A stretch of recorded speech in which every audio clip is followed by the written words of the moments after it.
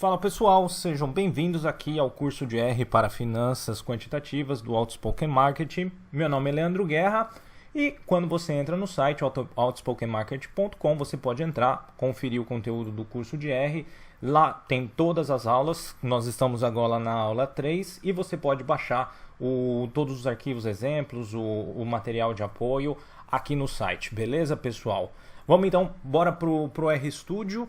Na aula de hoje eu vou falar para vocês como vocês podem tratar os valores que nós chamamos de NAs ou missings no R, que é quando falta alguma informação que você queria na sua base de dados. Eventualmente, dependendo do tipo de carregamento que você pode fazer de base, o valor pode estar vazio e aí o R pode colocar no seu lugar um missing, né? Tá faltando aquele valor, ele coloca um NA. E também vou mostrar para vocês como vocês podem trabalhar com os vetores de caracteres ou strings. Então, lembrando, vamos construir o nosso famoso vetor X. E esse vetor X, ele vai receber os meus valores de 1 até 3 e um NA. Aqui, propositalmente, eu estou colocando o valor. Você vai ver que o que muda... Agora eu vou ter a minha sequência de 1 a 3 e o valor aqui de NA. Como eu automaticamente identifico que eu tenho um NA numa base de dados muito grande? Certo? Eu posso usar uma função que é chamada de isNA. Então, de uma forma muito simples, você pode conferir até com aqui a ajuda do R que o NA é uma constante lógica na qual indica que eu tenho um valor faltante. E quando eu faço isNA e coloco o nosso vetor X, ele vai me retornar um vetor lógico, onde nós temos falso para as 3 primeiras posições, 1, 2, 3, e ele retorna aqui verdadeiro para a posição 4, onde eu tinha o NA. Ok, se o seu vetor é muito longo, você não vai conseguir visualizar tudo aqui na tela, então você pode contar a quantidade de NAs que você tem. Lembra que a gente viu na primeira aula a função soma? Então você pode simplesmente fazer aqui uma soma dos resultados que eu tenho para a função isNA.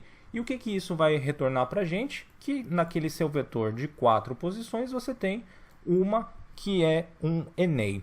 Ah, beleza, Leandro. Eu quero então remover os dados na quais estão faltantes. Eu quero remover esses NAs. Muito simples. Você pode então reposicionar o seu vetor X com a função NA.omit daquele mesmo vetor X. Então repara aqui no ambiente eu tenho o nosso vetor que é composto de 4 posições de 1, 2, 3 e o NA. Quando eu executar essa linha comando aqui NA.omit, ele vai virar um vetor atômico que eu vou abordar nas aulas futuras e aquele NA removido. Beleza, pessoal? E o vetor de caracteres também muito simples. Eu posso aqui simplesmente usando aquela função C criar um vetor de texto. Então, por exemplo, vou criar aqui um com 2 elementos, 1 e 2, mostrando como é aquele X. Ao invés dos números, agora eu tenho também texto.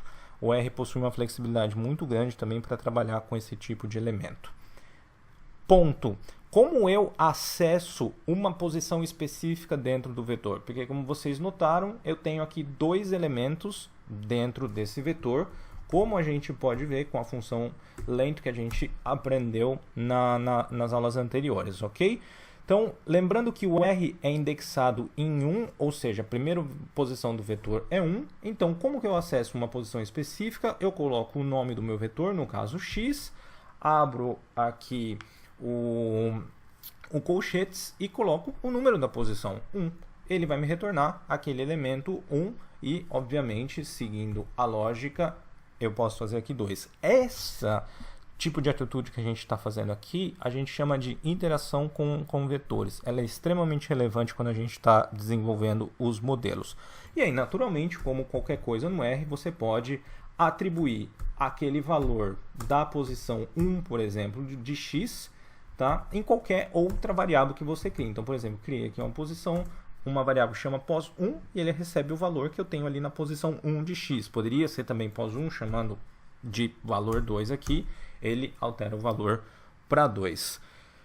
Outra coisa que você pode fazer com vetores de caracteres, com as strings, é usar a chamada função paste. Então, uma das diversas aplicações dessa função paste é a seguinte: Quando você começa a escrever aqui, ele vai te dar a informação de que essa função ela vai concatenar vetores depois de convertidos para o formato de caractere para string, certo? Então, eu quero usar a função paste para pegar aquele meu vetor x criado ali em cima e eu vou acrescentar um novo valor que eu vou chamar de 3.